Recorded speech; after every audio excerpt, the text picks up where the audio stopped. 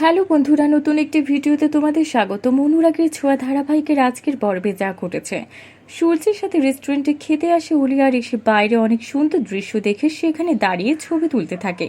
ওদিকে কিছু খাবারের অর্ডার ছিল বলে রেস্টুরেন্টে খাবার ডেলিভারি দিতে এসে অলির সাথে ধাক্কা লাগলে দীপা সোনা বলে জড়িয়ে ধরে অলিকে। অলিও তার মাকে দেখে চিনতে পারে, কিন্তু সেদিনই সেই কথা মনে পড়লে নিজ অস্বীকার করে দীপাকে অপমান করে সেখান থেকে চলে যায়।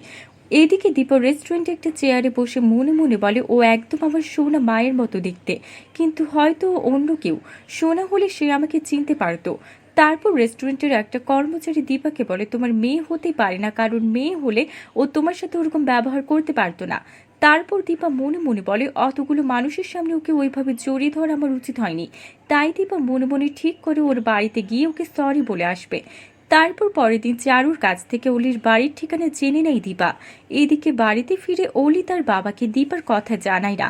তাহলে কি এবার অলিকে জড়িয়ে ধরায় সরি বলতে অলির বাড়িতে গেলে অলির বাবা সূর্যকে দেখে চমকে উঠবে দীপা। কি হতে চলেছে এবার সবটা জানতে সাথে থাকুন। ধন্যবাদ।